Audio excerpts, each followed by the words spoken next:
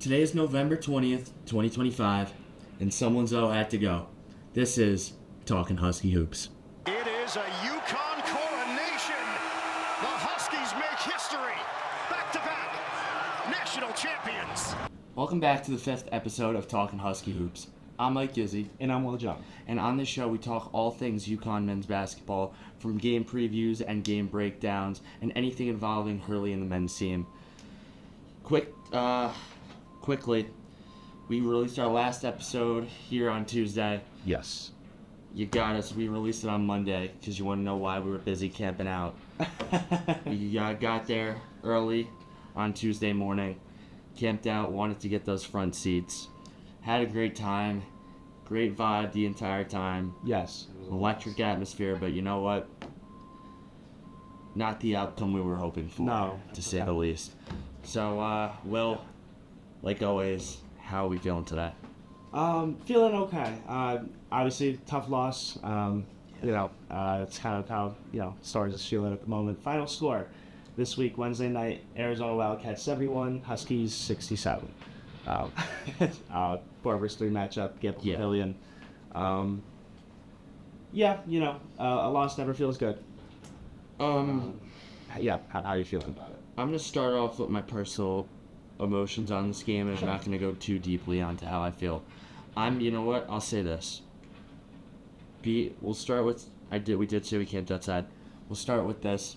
I don't regret camping outside, waiting outside all that time for this. Neither do I. It's one of my top life experiences that I've had. And being in that atmosphere, everyone, usually you only get the student section doing chants there yesterday. Yeah. And you got the whole arena doing it the entirety of Gamble. So it was great. I do not regret any of it. No. But I will say when that final buzzer hit, I felt I lost a part of me.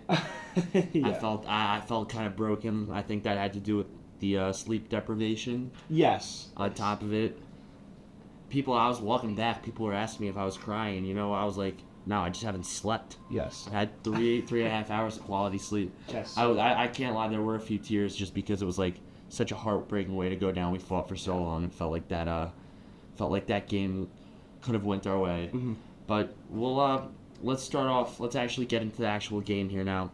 Yes. We'll start off. Quick PSA before to anyone thinking about camping out, I do not recommend sleeping on concrete and below freezing temperatures. Yes. Get a tent, bring mats, sleeping bags. Yes. Anything. Layer up. Yes. We did. We did, luckily. We did. We'll start off with stats. Yesterday we were led by the freshman, Eric Ryba. Yes. 15 points. Got in there as a late. We feel the team knew in advance, but Ryba as a freshman going into a top 5 matchup, put up 15 points, 4 rebounds. Great performance out of him. For sure. Silas Demery Jr., 13 points, 2 rebounds, 3 assists. Got in foul trouble in this game now, as we've had an issue with some of our other players. Yeah. And then I actually skipped one. Solo ball with 14 points. Yes. 2 rebounds, 1 assist.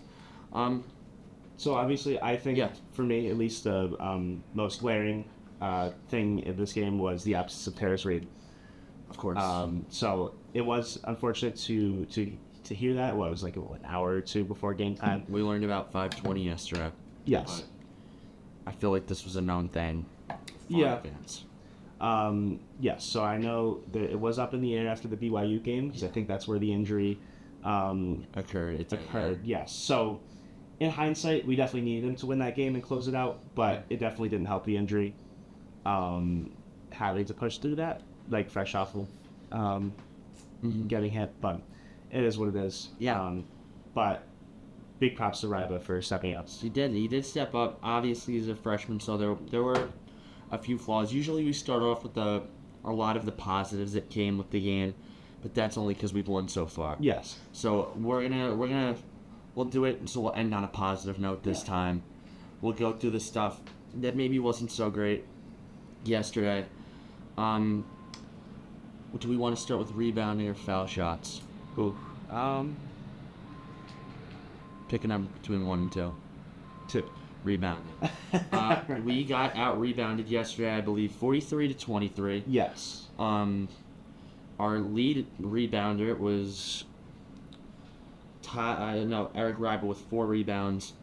I mean, personally, that was one of the I did just mention. That was the one flaw in his game last night. Yes. I mean, for somebody 7'2", you have to have maybe a bigger presence. You have to say though, their center, I think it's Krivas. I don't know if it's Krivas. I think it's Krivas. Krivas, yeah. He was just 14 rebounds. His pure size, about his strength down there, it was just unmatched. So there wasn't much Riva could do, especially making his first big start in such a even though it was supporting us a hostile environment, to say the least. Honestly, I'm just happy with him scoring 15. Yeah. And you can tell right out of the gate, Arizona's game plan was attack. And Get to the rim. Yes, every single play. You can tell that was at least in their minds. Yeah, they didn't even shoot. They shot 10 threes. 10 threes. They shot only 10 made threes 2 and of they them. made 2. Yes. They were not staying outside. They were always looking to find the inside, get to the rim. And back to that rebounding, just all the opportunities that they had over and over. I did see this on ESPN, actually. I was taking a look at the updated power rankings. Right now, UConn is sub 200 in national rankings for offensive rebounding in terms of percentage, which the past, I think it's in 6 years, they've been in the top 25. So that is you have really, to take it with really a grain of notable. salt. When were these was this after tonight? After last night? Yes. You have to take into consideration that 2 of these games were played without Terrace Reed. I think he's gotten into double digits every game he's played in rebounds. Yeah. I think just worth noting. It's definitely something that has changed from the past from past years. Yeah. And that's not to say we can't improve on it, of course, but it's pretty noticeable difference at least. Yeah, I mean, I think offensive rebounds. What was they had 13 offensive rebounds.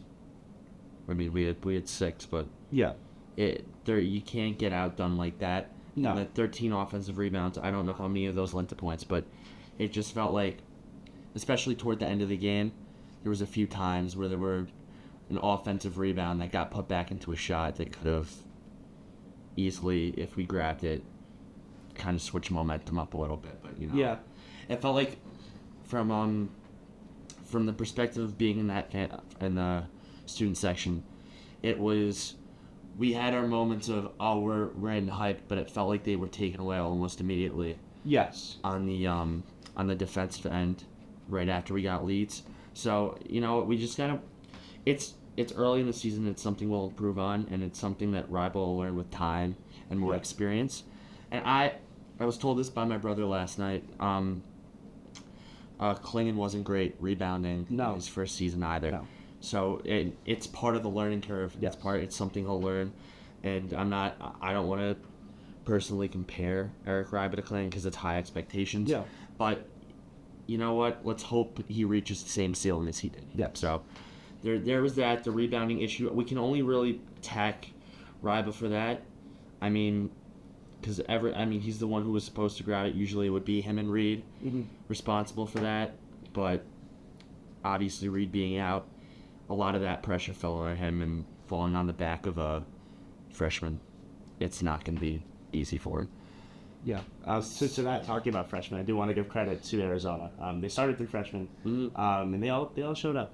One thing about freshmen, Bryce James did not play. Bryce James sat on the bench. Shout out to him. He definitely.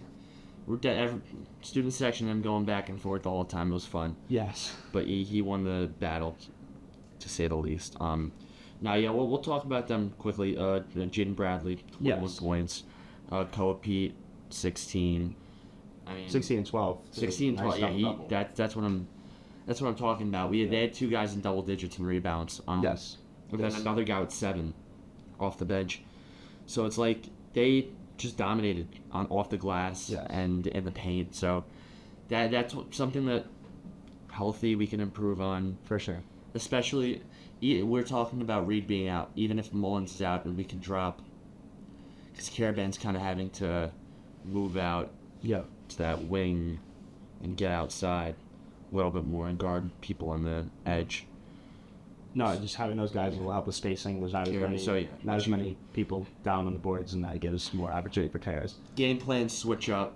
Yeah. With like one player out switches a whole group of things, so it to say the least will change Yes. when everything comes back. But let's get into foul shots now. We're 9 for 18 from the line. Yes. It's been an issue that we've discussed many times already. This time we're not going to attack Malachi Smith because he didn't shoot any No. fouls. Yeah, I'll let you. Dwayne Caroma 2 for 6. Eric Riba 1 for 4. Caravan 3 for 5. Only person who went perfect from the line was Mr. Solo Ball 3 for 3. And that was off a foul, I think, right? I think it was on a 3-point attempt. It was. He got fouled on a 3-point attempt, made all 3. Yes. It's. I'm kind of speechless with it. I kind of Yeah. felt every time they went to the line, I kept on hoping and thinking, oh, this time they'll make both. This time they'll make both. Yeah. And it's just like every time that ball would clank off the back of the rim, I think I lost a part of myself. It was. Yeah. I was just constantly like, if we make these free throws, this is a different game. Yes. Because we were down 13 at one point in this game, and I even thought then, because I'm like, oh, I don't know if we're gonna come back in this. I'm like, but if we make our free throws, this is maybe a 6-point game. Yeah. So I was like, that's what I was thinking at that moment. But obviously, looking back now, we're playing the what if game. What if we make all our free throws? We obviously win the game. Yes. But it's like also, you're playing the what ifs. Everyone's been playing the what ifs here in Connecticut, and all Connecticut fans for the last, 18 or so hours? Yes. 17 hours since this game ended. It's what if we had Reed? What if we rebounded better? What if Ryba made that and one right at the end? What if we made our free throws? It's you play the what if game, but at the end of the day, we got outplayed. For sure. We gotta make our free throws, and I can guarantee that's something that's obvious and something that is. Yes. I don't know. I don't want to take guesses, but I have a feeling they're shooting a lot of free throws. And we mentioned that in BYU. It was a problem, and we said going into this game that it could be a difference maker, and it's not a good sign that we have like the opposite of Gas and Rap. we might lose our sponsorship. Yeah, they might start giving it away if we miss both. Yes. Yeah, no, but I mean, to be fair, that's all. I don't want to start digging in too much because No. I feel if I start digging in too much, I might start getting emotional about it in the way I might start speaking with a bit of passion and hostility, because as a fan, obviously you want to be the best and you want to play the best you can. You want to win games, and as someone who's doing the show, trying to be as professional as possible, I don't think that's a smart decision. So Yes. I'm not going to. Should we end with the positives? And there were definitely some positives in this game. We mentioned it to start, Mr. Eric Riba with his 15 points. Yeah. On top of that, we had 4 starters, or not even 4 starters, 4 players in double digits. Yeah. Now, granted, one of the starters who should have been in double digits didn't perform the best, to say the least, but to be fair, he didn't take as many shots as he normally would. Carabin only took 5 shots. He took 5 shots, 2 threes. I mean, but so when I say this not as, oh, he had a bad game. I'm saying this as he didn't get the opportunity. He was getting tightly defended. So, Stewart with 10, Rival with 15, Demery with 13, Ball with 14. That you have to be happy with putting a bunch of starters in double digits like that. Yeah. Producing offensively, especially when you're down or 2 crucial players. So there's that. There's obviously the fact that we played tough against the number 4 Wildcats. Mm-hmm. We were down 13. We made a comeback. We had a lead at one point in this game. We're up Yes. 1. We traded back and forth for a little bit there at the end, and you know what? And it's a loss, but it's a loss that you can look back at and be, wow, we we could have won this game if those what ifs happened. Yes, for sure. So And there's that. I know, like we mentioned in the preview to this game, it was going to be scrappy. The score 71-67. I'm sure the under hit on that.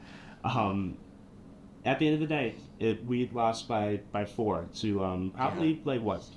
Is it safe to say maybe one of the best teams in the country? One of the best teams in the country. I mean, I'm not going to call them the best team in the country because we don't know who's doing what yet, who's playing the best. We can't really tell that until we get to late February and March, and we have full knowledge of these teams with records that are actually in the double digits instead of single digit numbers right now. Because you can't really judge a team all 5-0 and 4-1. No, because players get hurt, players get into slumps, players heat up, players do all different things that'll change how the outlook of a team season will go. So, you know what? A tough loss, to say the least. You know what, though? We're going to start something this week. Okay. It's going to be called the, we're going to call it the Mood of the Week. Mood of the Week, okay. And what are we thinking this week? I think we're both thinking the same thing. As we kind of discussed what our Mood of the Week was before this. Yeah. And that is Mr. Dan Hurley in the post game. Right up here. It's gonna be on screen now. It's not gonna be above us. It's gonna be taking up the full screen. It's him ripping the paper at the press conference with that sarcastic smile on his face. Because I think everyone wanted him and expected him to go in there guns blazing. And he didn't. Just completely upset and throwing a temper tantrum. But no, he kept that smile, even if it was a fake smile, on his face the entire time. Just trying to... honestly, I just felt like he was trying to get through it. Yeah. Because he knew it was tough. I could tell he wanted to get back in the lab. We've had the stats up on our sheet, on our computers the whole time. Yeah. And it's just been replaying at the bottom of my screen, the clip of him ripping up the paper. Is it? It has, yeah. So it's been kind of popping up now and then, and so I'll look down and look at the stat sheet and it'll be there. But now, our Mood of the Week is Dan Hurley ripping up the paper post game. I feel that way because I'm not upset. I'm not sad. I just feel like let's rip it up. Let's move on to the next one. Yes, and the best thing about this, UConn had a loaded non-conference schedule for a reason. To even if a loss happens like this, we have plenty of opportunities to bounce back. It's November. It's early, and we can't. We honestly, it's a lot to expect booking this many incredible non-conference games and having. We were not projected to go undefeated or not. No, definitely not. But there's a lot of room to improve and a lot of space to bounce back as well. Yeah. So big things ahead, I think. So. Yeah. But with that, we'll have a reset game against Bryant this upcoming Sunday. 6 p.m. in Hartford. Yeah, we will not be able to recap that one. Yes. I will say this now. Our next episode will be pre-filmed. We are... Obviously, next week is Feast Week. Yeah. For college basketball, Thanksgiving week. And, that's about it. Thank you for watching this episode of Talkin Husky Hoops. We will be, as we said, we'll be back next week to preview the game against the Fighting Illini, number 8, where we head to Store South Madison Square Garden for the first time of 2 during the regular season. Or 3, because we play at St. John's there. But I've been Mike Gizzi.